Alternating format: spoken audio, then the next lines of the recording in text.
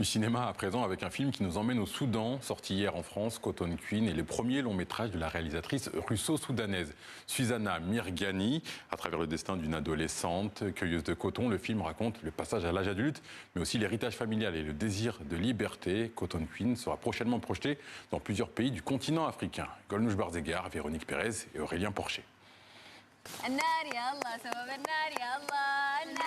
C'est une histoire de filles et de feu. Une histoire autour du coton.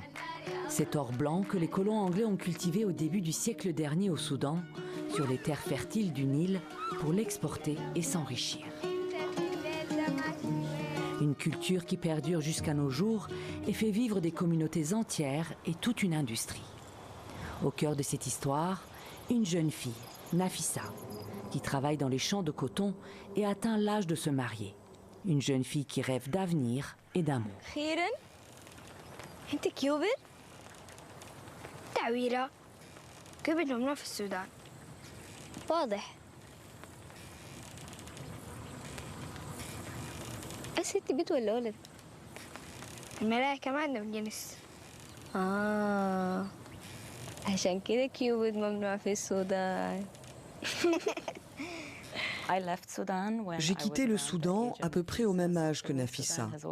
Pour moi, ce pays est donc indissociable de mes souvenirs et d'une nostalgie toujours empreinte de beauté.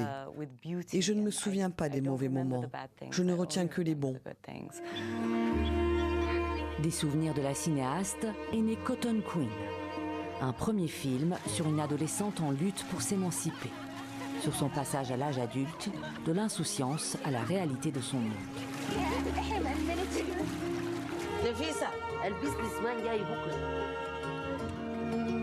دي أول مرة أشوف مزارع قطن.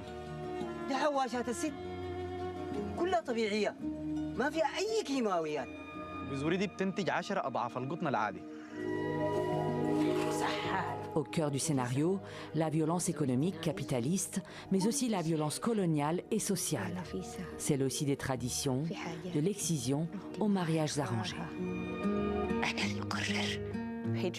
Le patriarcat, le matriarcat, le capitalisme, le néocolonialisme, le colonialisme et l'histoire sont tous ramenés à l'échelle de l'individu. Ici, une jeune fille, Nafissa, qui doit affronter tout cela. Il s'agit donc de résister, non seulement à la pression familiale, mais aussi à la pression sociétale et à celle du monde industriel.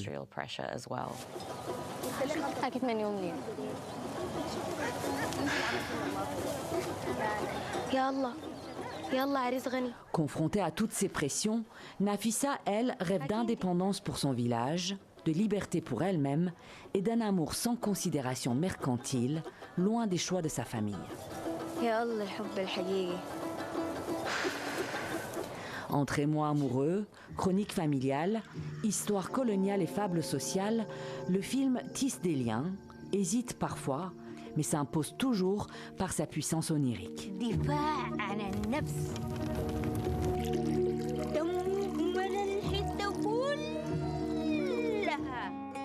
Tourné en Égypte à cause du conflit au Soudan, ce conte contemporain exude une joie de vivre, une délicatesse et une poésie rare.